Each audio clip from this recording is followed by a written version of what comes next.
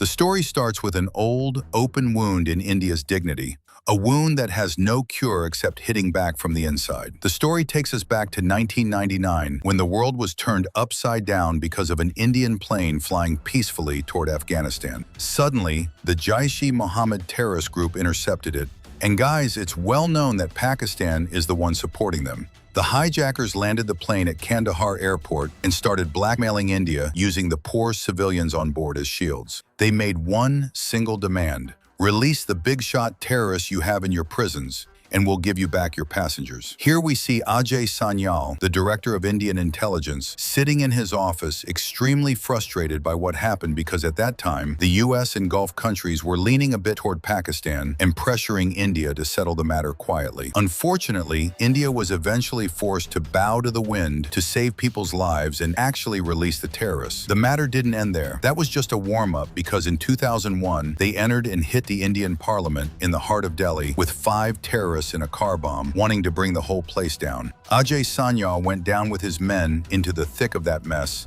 and neutralized the 5. But when India went to complain to the United Nations, they found everyone coddling Pakistan and acting like they didn't see the disasters coming out of there. Here, Ajay said the words that changed history. What we can't solve with international law, we will solve with force. They decided to launch an operation called Dhurandhar. The idea was a masterstroke. We'll send a beast to live among them, eat their food, and drink their water until he cuts the system's nerves from the inside. They chose Jaskirat Singh, a man in a very tough situation whose family died and who was sentenced to death. Basically, he had nothing to lose. Ajay told him, "We'll give you a chance to serve your country instead of the gallows." Jaskirat agreed and transformed from an outcast Indian to a super agent named Hamza Ali. Hamza entered Pakistan from the Afghanistan side with a very smart identity. He pretended to be from a Balochi tribe in Balochistan. The brilliance here is that the Baloch people are already fed up with the Pakistani government and the army because of the injustice they face.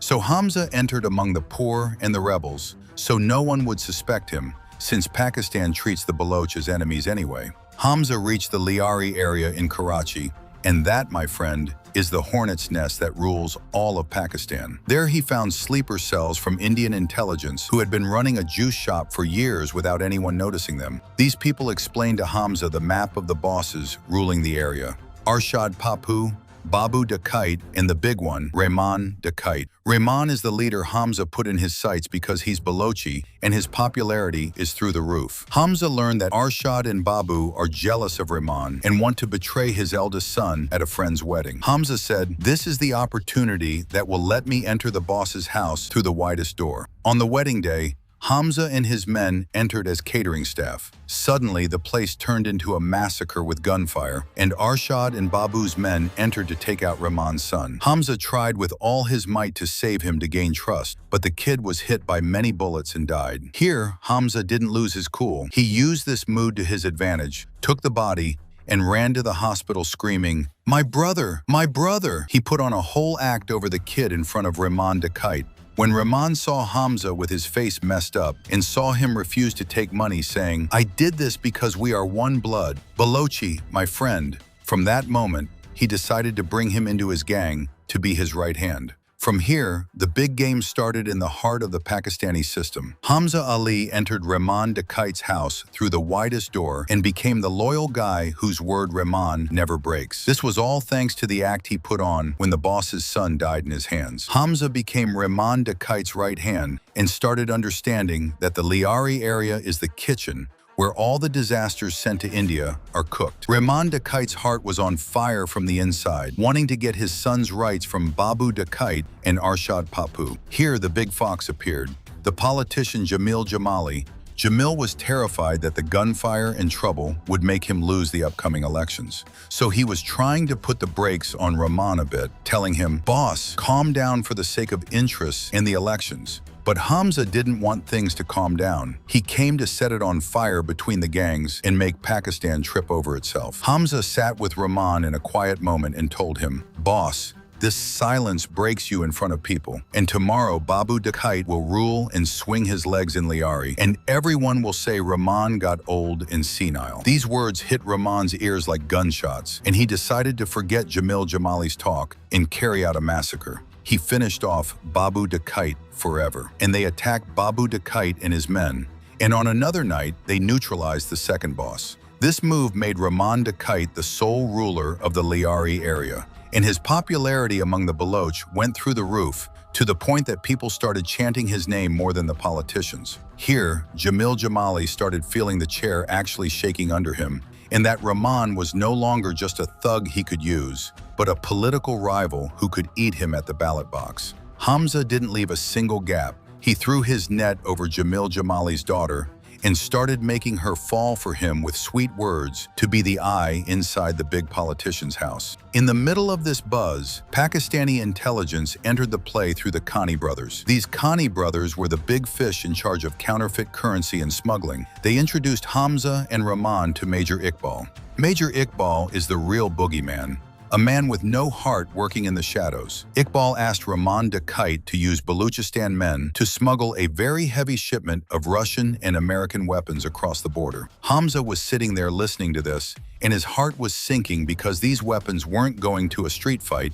They were prepared for a major terrorist operation in India. Hamza started sending signals and information to Indian intelligence in New Delhi with everything he heard. He learned that Major Iqbal was planning a strike that would make the whole world talk, a strike that would come from the sea and hit hotels in vital areas. Hamza was trying to race against time, but found himself in a bit of a dilemma, because if he talked too much, Rahman would suspect him, and if he kept quiet, his country would be lost. At that time, Jamil Jamali had reached the peak of his anger with Rahman Dakite and decided to bring back the beast he had locked up, which was an officer named S.P. Chowdhury.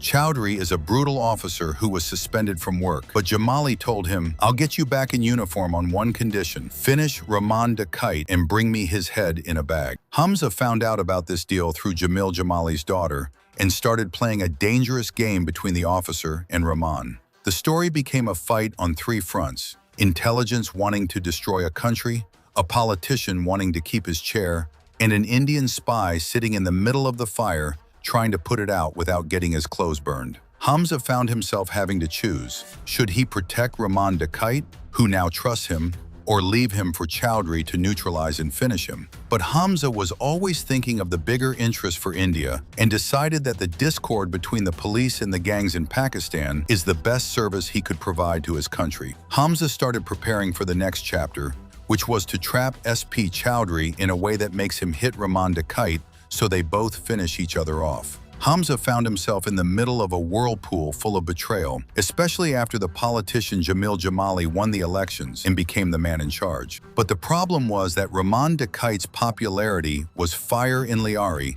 and people followed him at his word, which made Jamil feel his chair was on thin ice. Hamza was sitting right in the middle, throwing gasoline on the fire. Hamza exploited Jamil Jamali's fear of Rahman and started getting closer to the daughter, Sophia, to be the eye that reports every whisper from the politician's house. On the other side, Major Iqbal from Pakistani intelligence was in a hurry for the Russian and American weapons deal that Rahman was going to get from the Baluchistan rebels. Hamza was listening to this and boiling inside, because these weapons were planned to go to terrorists to carry out attacks in the heart of India. Hamza, with his usual intelligence, knew that Rahman Dakite doesn't trust anyone as much as he trusts him. So he went to Rahman and told him, "Boss, this Major Iqbal is playing us. He wants the weapons just to strengthen his own men, and we have to secure ourselves." At the same time, Hamza was sending encrypted messages to Indian intelligence director Ajay Sanyal, telling him, "Help, the group here is gathering heavy weapons, and it looks like a massacre is on the way." The thing that flipped the scales was the appearance of the Khani brothers,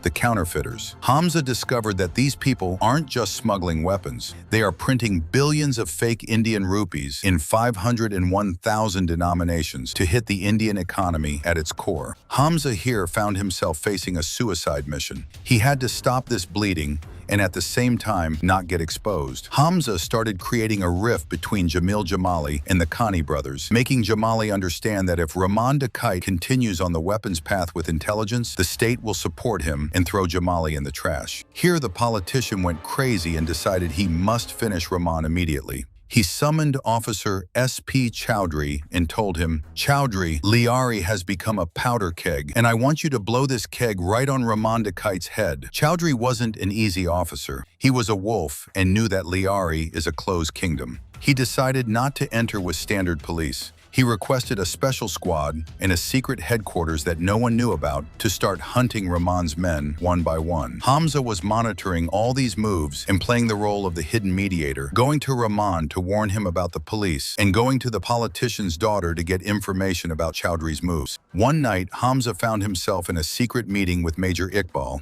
the Khani brothers, and Rahman Dakite. Iqbal was talking about a plan for a sea invasion of Mumbai, and Hamza was sitting there recording every detail in his memory to send to India. Hamza knew a disaster was going to happen to his country, and at the same time he saw the Pakistani police and politicians finishing each other off in Liari. Hamza decided to make a move to distract Pakistani intelligence itself. He started leaking information that the Khani brothers were stealing intelligence money and smuggling it to their private accounts. Everything caught fire. And instead of Major Iqbal focusing on the India operation, he started looking into the Khani brothers. This gave Hamza time to gather the threads of Liari. S.P. Chowdhury started carrying out the first neutralization of Rahman Dakite's men, and blood started flowing in the streets of Liari. Rahman called Hamza for help and said, "Hamza, we are being fought from every side, and I don't trust anyone but you." Hamza at that moment felt an internal victory, because he succeeded in making the Pakistanis cut each other up, but the pain was still in his heart because the information about the attack he sent to India wasn't enough to stop the big operation. The story takes us to the big meeting Major Iqbal was planning, the one holding the threads of all the terrorist groups. Iqbal brought Rahman Dakite and told him, "To be blunt, Rahman, we need heavy weapons, but not just any weapons. We want weapons made in Russia and America, and we want to send them to our men to destroy India." Hamza was sitting among them as if he were one of them, but his mind was working like a radar. Major Iqbal revealed his dark plan. He wanted to hit India with a strike that would shake the whole world. But to escape international responsibility, he needed to show the world that the strike was from Baluchistan rebels. Hamza here found himself in an unenviable position. If the plan succeeded, his country would be destroyed, and if he tried to stop it now, his head would roll before he completed his mission. At the same time, Jamil Jamali had had enough of Rahman Dakite. Jamali was afraid Rahman would control Liari completely and be the big boss who dictates terms to the government. So he went to Officer S.P. Chowdhury and said, "Chowdhury, your uniform is waiting for you, but on one condition: finish Rahman Dakite for me and make him an example." Chowdhury was a fierce beast, a man who doesn't stall and gets straight to the point. He started carrying out the Liari cleanup mission in cold blood. Hamza, with his usual wit, was playing both sides. He went to Sophia, Jamil Jamali's daughter, and started acting the role of the loyal lover. He managed to get her to record a video of her father as he agreed with S.P. Chowdhury on neutralizing Rahman Dakite. Hamza took this video. Yep, he now held Jamil Jamali by his sore spot. He didn't want Rahman to die now because Rahman was the shield protecting Hamza and letting him reach the heart of Pakistani intelligence. What also shook Hamza was when he learned the timing of the big strike on India. Hamza stayed up all night sending codes to New Delhi to catch and stop this disaster. But unfortunately, there was negligence in Indian intelligence, and the message didn't arrive with the required speed. Hamza, sitting in Pakistan, saw the TV showing images of the Taj Mahal Hotel in Mumbai being hit. That moment was the hardest moment he ever went through. He saw his country bleeding while he stood helpless. Here, Hamza transformed from a spy following orders to a beast wanting revenge for his country's dignity and the people who died. He decided that Major Iqbal and everyone who helped him must pay a very high price. Hamza started changing the Dhurandhar plan from reconnaissance to total destruction. Liari became an open war zone, and everyone was hitting everyone. In the middle of all this smoke, Hamza was the maestro moving them to the tune of destruction he wanted. Jamil Jamali's daughter became a ring on Hamza's finger, reporting all the state secrets to him while thinking she was helping her lover. Hamza exploited this love to reach the files of the Khani brothers, the counterfeiters. He managed to get information that would make the economy they were building on crime collapse in a second. Hamza became like a maestro leading a symphony of destruction in the heart of Pakistan, and everyone was dancing to his tune without realizing it. The story started boiling when the politician Jamil Jamali decided to carry out the death sentence on Rehman Dakite. Here, Hamza's craftiness appeared. Hamza had the scandalous video recorded by Sophia, Jamil Jamali's daughter. Hamza didn't want Rehman to die now because Rehman still had a role in the big plan. Hamza called Jamil Jamali and said, "If Rehman Dakite gets a single scratch, this video will be on every TV screen, and your chair and your history will be ashes." Jamil was terrified and ordered Chowdhury to stop the operation immediately. But Chowdhury was a beast and refused to listen. Hamza didn't just rely on his threat, he always had a plan B. He went to SP Chowdhury's secret office, where there were more than 40 officers, poured gasoline on them, and threatened to burn them all if Rehman wasn't released. Chowdhury was forced to bow down and left Rehman to Hamza. Here, Rehman started treating Hamza like a god, the one who saved him or the savior sent by God to him. He saw his country bleeding and decided that revenge must be as big as that pain. Hamza went to Jamil Jamali and made the deal of a lifetime. He told him, "I know you want to get rid of Rehman, and I want his place. Marry me to your daughter Sophia, and I'll be your support and your back, and I'll finish Rehman for you, but in my own way, and it stays between us two." Jamali agreed, happy to win someone with Hamza's intelligence and power. On the wedding day, Hamza became the man in charge. On that same day, Major Iqbal was waiting for the new weapons shipment. Hamza drew the final trap for Rehman Dakite. He made him go to inaugurate a water dam in a remote place and sent the rest of the gang on another path. On the forest road, Rehman started feeling Hamza was changing